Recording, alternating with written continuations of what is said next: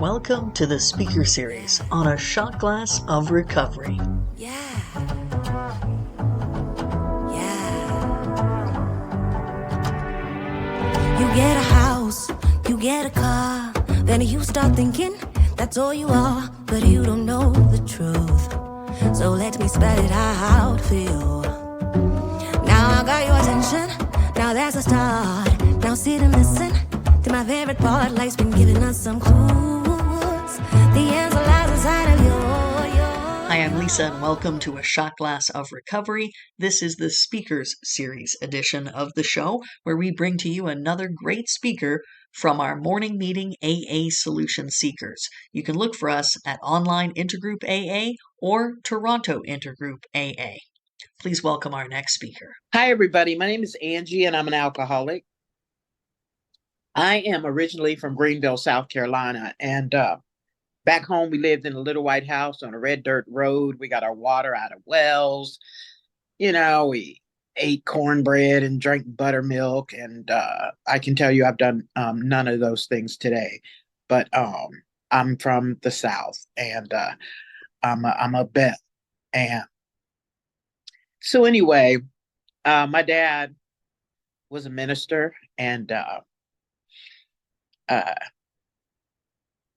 he had got a job in Cincinnati, and so he had to fly back and forth. And I'll tell you, growing up, I had red hair and freckles. Thank God I don't have any now. I still have the freckles, but not the red hair. Um, uh, but anyway, so my dad got he started traveling back and forth from South Carolina to Cincinnati, and he landed a job. But in the process of traveling back and forth, he found himself a little girlfriend. So he moved us up to Cincinnati, and then he went up the hill about 2 miles to live with his girlfriend and her children. And we didn't see much of my dad, and if we did see much of my dad, we had to fight to see him. Um, so my mom decides that she wants us to go to Catholic schools, better education, and plus I had been kicked out of public school, so I had to go somewhere. And Catholic school it was.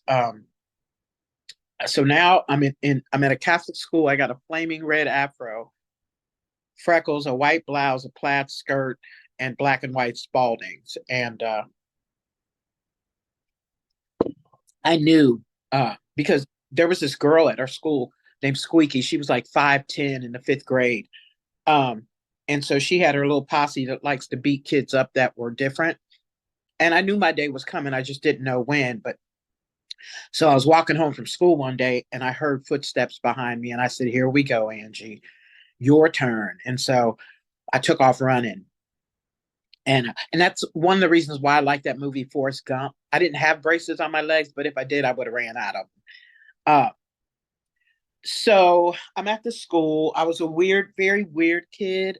Looking back, God love my parents, but I was a really strange child. I lived in my head. Um, Anything that had to do with me had to do with a TV show or a commercial. Uh, I was just a weird child. And one day we were at school, and I was at home, and we had heard of this man being shot, and everybody was crying and upset. So when I went to school, as soon as it was just like clockwork, as soon as the bus opened, I started crying. And went into the school, and Sister Frances Ellen asked me what was wrong, and I told her that my dad had passed. And she goes, "Oh my God, Angie." And then she knew I was lying, and she goes, "And what's your dad's name again?" And I was like, "You want me to spell it? It's Martin Luther King." So anyway, they called my parents to the school because now they're claiming I have a mental problem, but yeah, I live in my head. So we stayed at that school. When you're in Catholic school, when you get to the eighth grade, you got to go visit other schools to see which school you want to go to. And I didn't want to go to any of them, but um, yeah, so my mom decided on this all girls school, which I didn't understand. But anyway, so I go to the school. You have to have a big sister. So my big sister, when I started going to the school, my big sister told me on the first day of school, she goes, I need you to meet me on the fourth floor right by the pool. And I was like, they have a pool?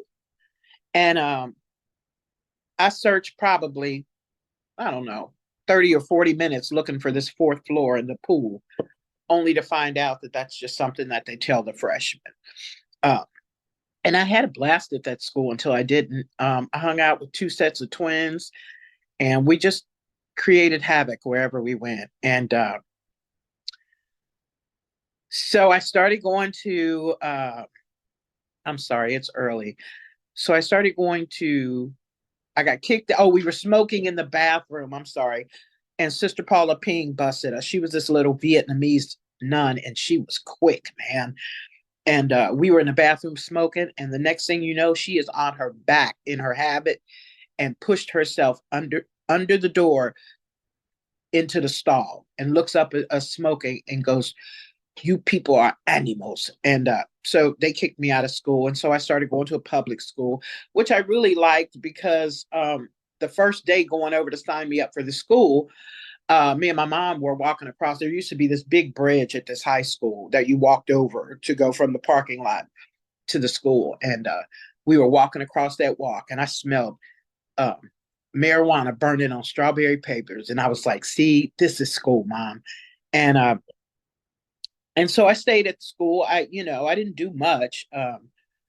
I went wild. That's all. That's the only thing I can tell you is that I just lost my mind. So I'm hanging out with these girls now that I've met the cool girls at school. I'm hanging out with them, and in the process, my mom had moved us to a all white neighborhood from where we lived. We lived in the projects, and then she moved us when she got a good job, moved us to a all white neighborhood. And so from the age of 13 to 20, I probably wasn't even, I don't even think I was black. I listened to Bob Seger and the Silver Bullet Band, and the first concert I ever went to was Led Zeppelin. But I have to tell you this. We were at the Ted Nugent Foreigner concert, and Foreigner was singing Feels Like the First Time. And I looked around that Coliseum, and I didn't see one black person, just me with 30,000 white people. And I remember thinking, I am bad. What? What? And so I ended up leaving school my senior year, left, because I had see, I'm an artist, right? So I don't know if you're anything like me, you just know one day somebody's just going to discover you. Like, I'm not even going to be singing. They'll just, see me in a restaurant or something and just walk up to me and go, is your name Angie? Do you sing? I love that part. But so yeah, so I ended up, my dad had got me a job at a recording. Oh, let me tell you this. So I hung out with these five white girls, and one day my friend Rebecca came over, and she had a brown bag with two bottles in it, and it was Annie Green Springs Boone's Farm apple wine. And she said that her brothers had schooled her in the art of chugging, and she showed me how to hit the bottom, twist the cap off, and drink as long and as hard as you could. And I'll tell you what happened to me, I don't know if it happened to Rebecca, but something hit the bottom of my feet and rose slowly to the top of my head. And I made a decision right there in that moment that I was going to drink every opportunity I got. And that's what I did. I started drinking and couldn't stop. It's clearly just as simple as that. I took the drink took me. Alcohol was my master, and I went on a journey so unexpected. But that's alcoholism. And so I met this guy, and I was sitting in a recording studio. My dad had got me a job there, and I went into the bathroom and I started singing because the acoustics are good. And went in there, and when I came out, there was a tall gentleman standing there, and he said, "Was that you singing?" I said, "Yeah, it was actually." And he said, "I can make you famous." Well, that's all I needed to hear, right? He said, "But you got to come to Vegas with me." Oh, okay, cool. So I was so excited. Now I had a man, and I was going to be famous. It doesn't get any better than that.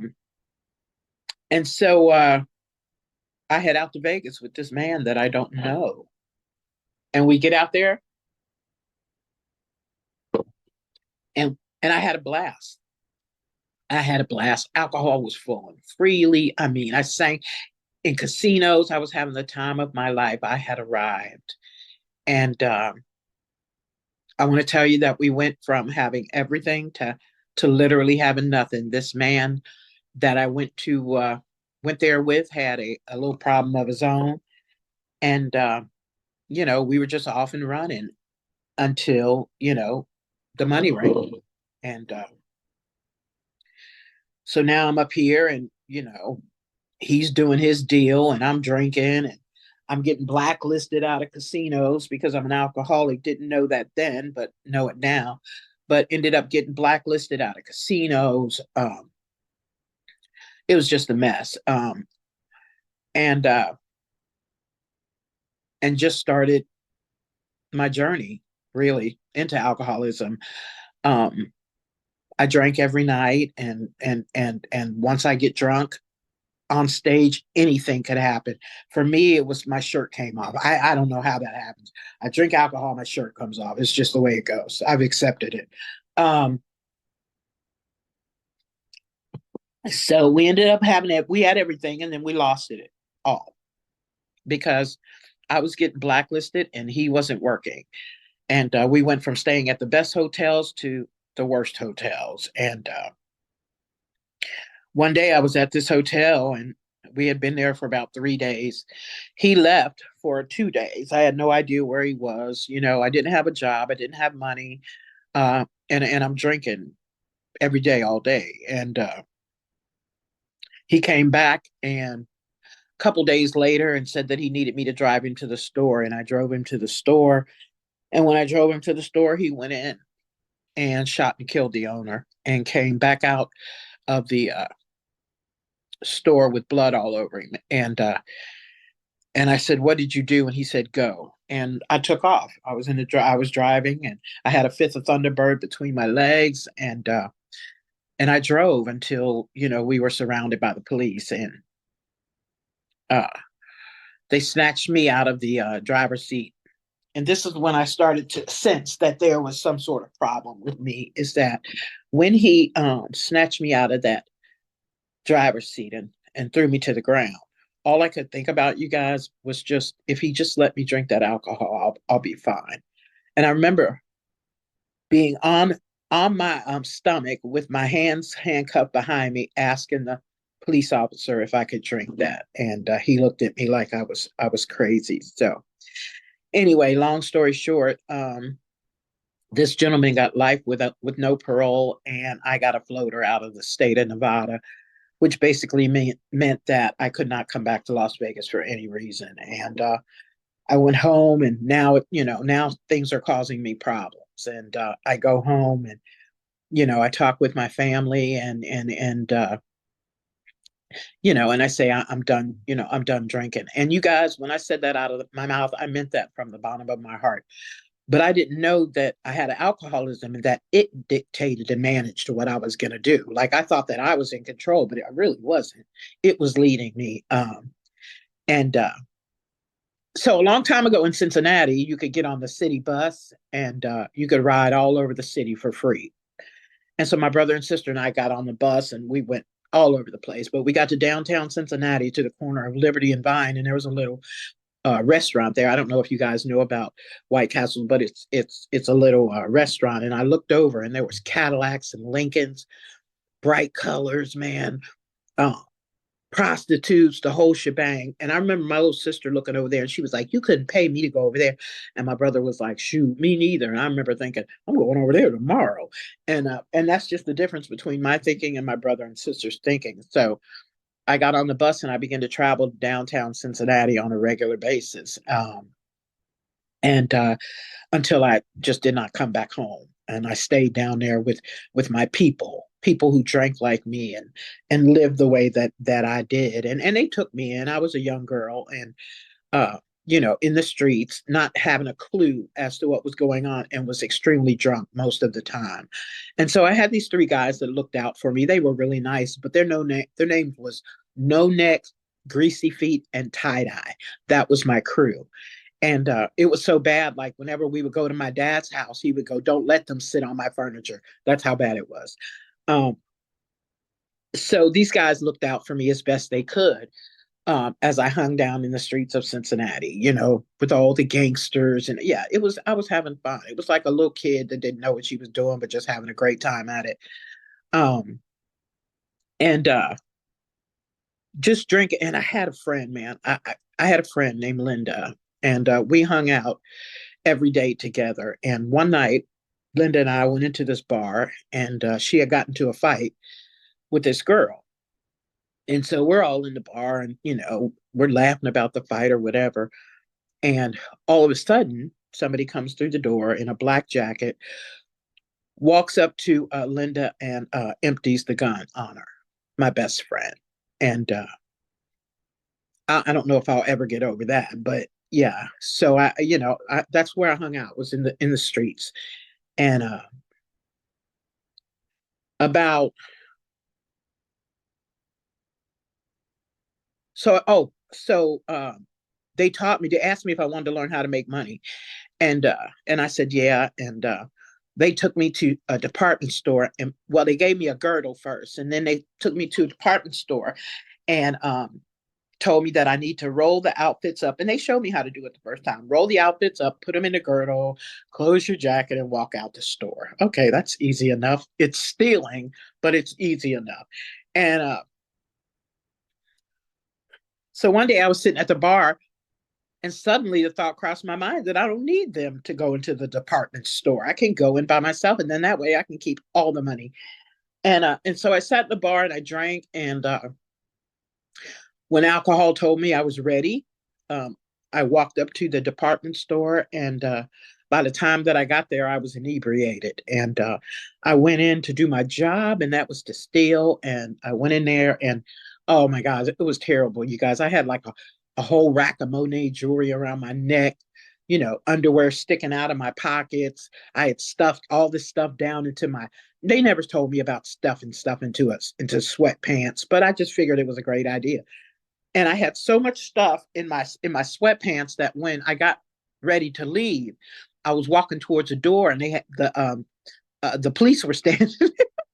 The police were standing there, and when I got ready to go out the door, he goes, "Seriously?" And I tried to run, and I fell because I had all this stuff, and which made it, a deeper charge because I ran or tried to run. I just fell forward, but I didn't go anywhere. And ended up going to jail. And I went to jail and took a physical and found out that I was pregnant, um, with my son.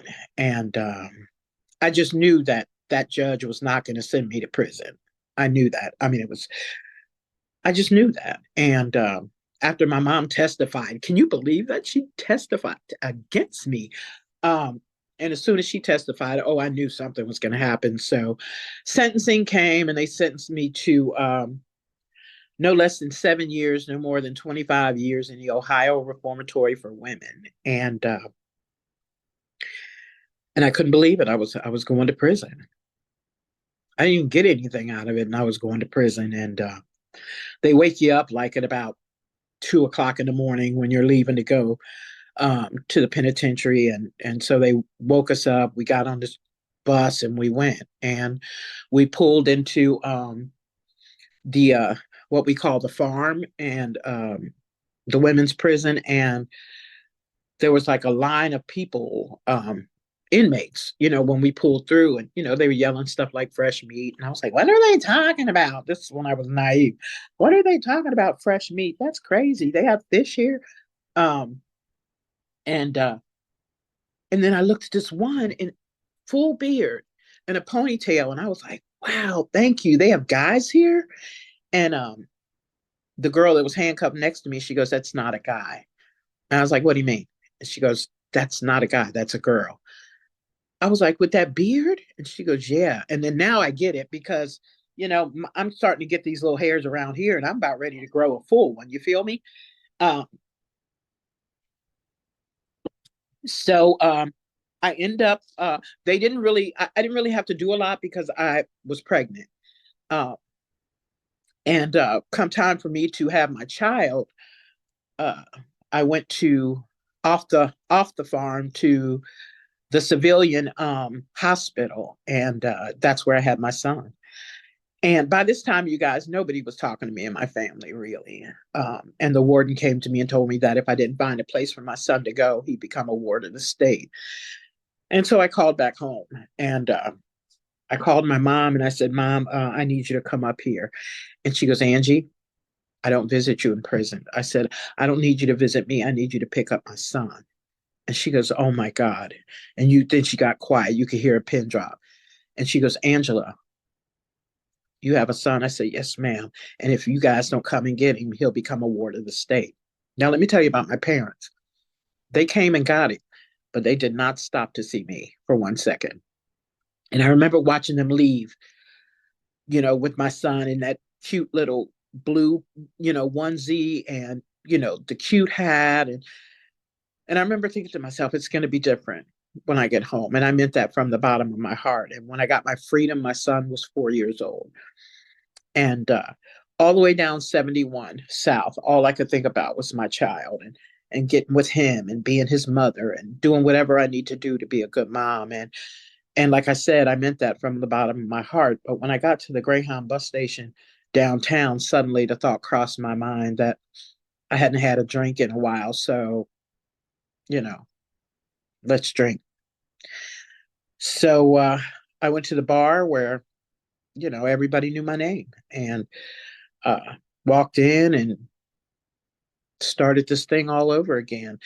And I will tell you that I did not go see my son. Um, I had been out probably 6 days and had not talked to anybody in my family. That's what alcoholism does for me. And I just started drinking, and that's all that mattered. And uh, I called home one day. It was Christmas Eve. I'll never forget it. I called home and I asked my family if I could come and be with them for Christmas. And my dad said, yeah, I could come. And my mom was like, no, it's too soon. And so I continued drinking. And I just want to tell you that I ended up at the end of my drinking, living on the banks of the Ohio River in the homeless camp. And the social workers used to come down there and see people and talk to people and see if they wanted to get out of here, get out of the camp. And so one day she came to me and she said, look, do you want to get out of this life? And I said, yes, ma'am. And she said, if I find you a place to stay, will you stay? I said, yes. So she found me a place to stay at this place called the Anne Louise Inn. And she got me in as a transient. And so when we went up to my room, I laid down because I hadn't slept in a bed and I don't know how long. And I laid down and she put a rag on my head. I don't know why this brings me to tears every time, but she put a rag on my head and she began to tell me about her drink. and and she didn't so much talk about what she drank, but she talked about how she felt uh, after she drank. And I could relate to that. And she asked me to go someplace with her, and I said, yeah. And so I went to this 405 Oak Street, and that's where, I met Stacy, and, just it's just a great place. And we went up there, and it was about, when we walked, when she parked, we walked up this sidewalk, and it was about 100 white people and guys playing guitars and 50 motorcycles parked out front. And I was like, oh, this might be a good party. And we're going up the sidewalk and people are reaching out to me and, hey, I'm Big Book Mike, I'm Wino Joe. And I was just like, wow, they got interesting nicknames.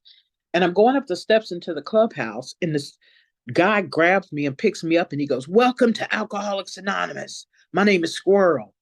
And I was like, wait a minute, Alcoholics Anonymous? I was like, oh my God, you have hit an all-time low. So I go into the building with her and I was like, look, biker guy, put me down. And I went inside with her. And these big pictures, these two white men, and I said, well, that must be the president and the vice president of this organization, and went into the meeting, and you know, people prayed in the beginning, and I was like, okay. And then some guy gets up and he tells his story, and I don't really remember a lot, but I remember him saying that, or my sponsor tells me sometimes what people say and what I hear is two totally different things. But yeah, so I just went along with it, and this guy had a what I remember it was a good story, and then afterwards I started attending AA, and at this time not a lot of black people came into AA, and but they did because there was this little crack problem. You guys might not have it where you were, but it was a huge crack problem in Cincinnati, and they started coming into AA, and um, they would sit back at the back table, and they'd all, their eyes would all be bucked, and nobody was blinking, uh, and everybody was on this crack stuff, and so I went back to the table and told them that I would sponsor them, but you can't talk because you smoke crack. And this is AA. And, maybe they'll come up, with a Crackaholics Anonymous, but right now you're in AA. And I sat back there and I talked with them. Well, I dictated. I didn't really talk to them.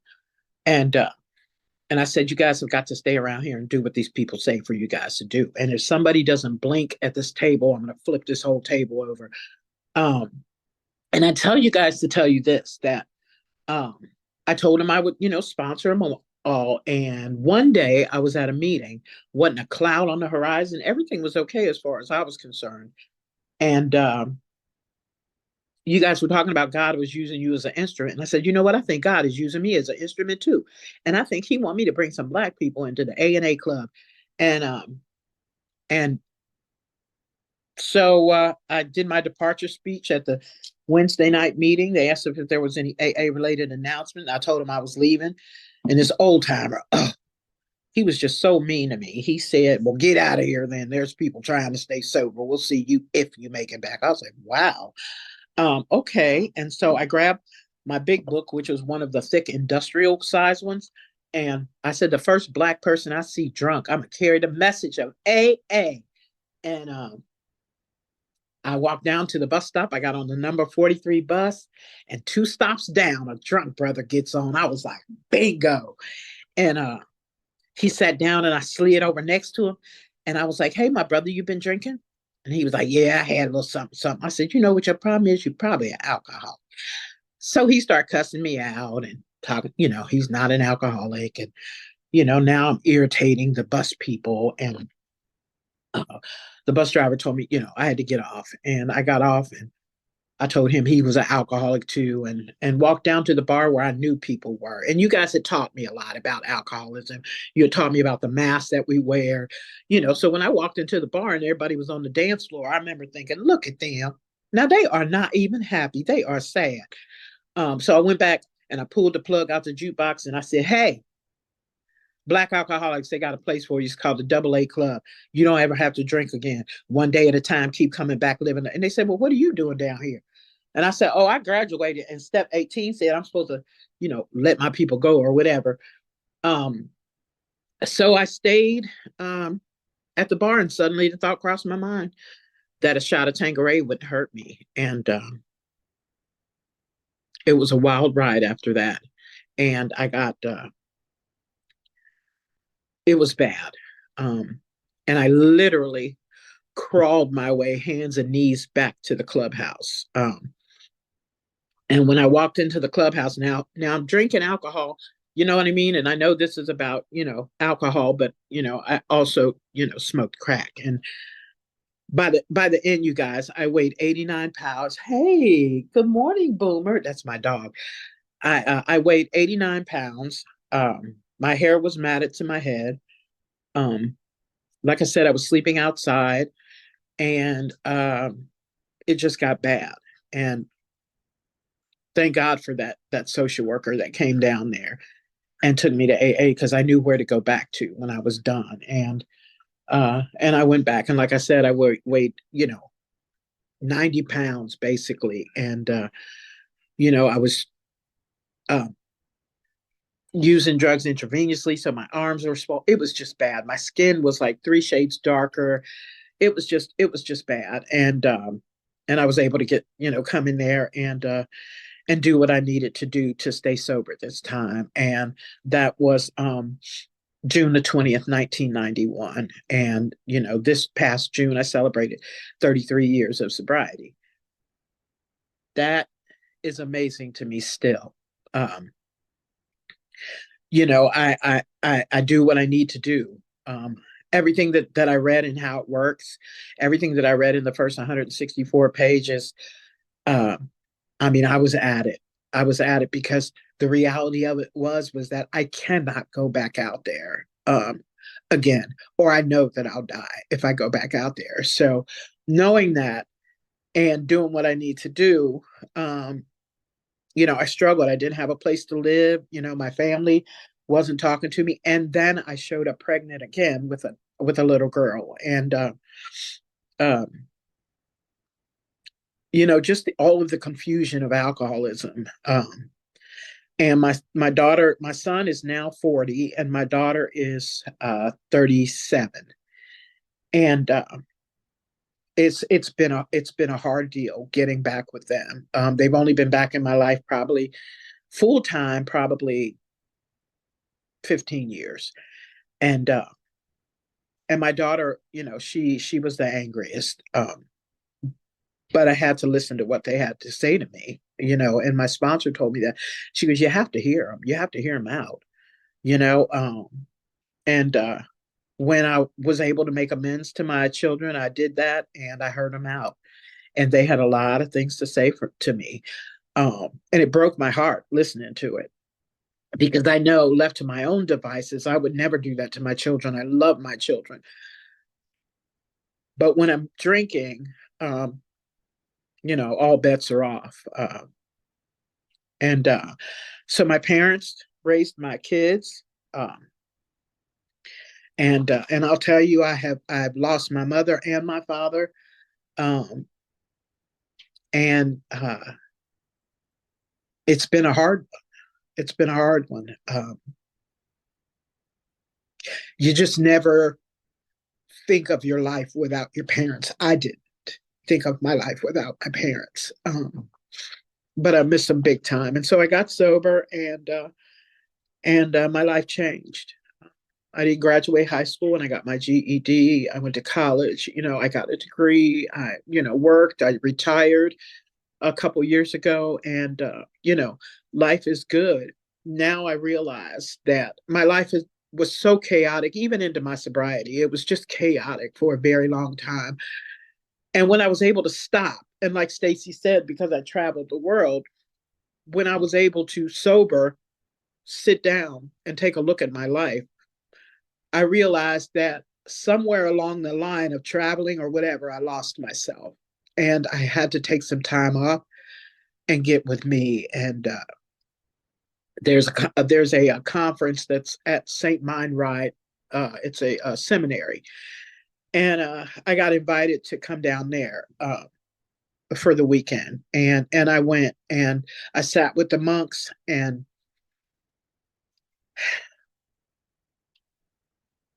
it changed my life.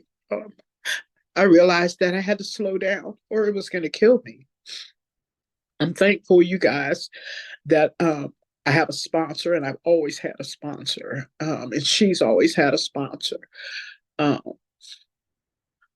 but yeah, I mean, when I look at my life today, I'm so thankful that I made it through, because sometimes I've learned on this journey that people that I love who were speakers, you know what I mean? You know, they lost they lost contact with AA, and that's not something that I didn't do. I knew I couldn't lose contact with AA because you guys are my lifeline. And when I had nowhere to go, you guys gave me somewhere to go. And when I had nothing to eat, you fed me. And with that, um, yeah, it's been a journey. I've been my happiest um, the last year, and it's because I have focused on my sobriety, um, and working with others, and doing that deal. But anyway, my life is good, and thank God for Alcoholics Anonymous. You guys did stuff for me that nobody would have ever done for me, and I'm just thankful. And when somebody calls like Stacy and asks me to speak at 7 o'clock in the a.m., um, I do it because I owe my life to Alcoholics Anonymous. And if I can go down as far as I did and be blessed to be able to be pulled up out of the dirt and become a productive member of society, anybody can do it. And if you're new, just hang in there. Hang in there. Don't let your mind tell you that this stuff isn't working for you, because that's a disease of alcoholism. Thank you very much, you guys. Everything you do, the answer lies inside you.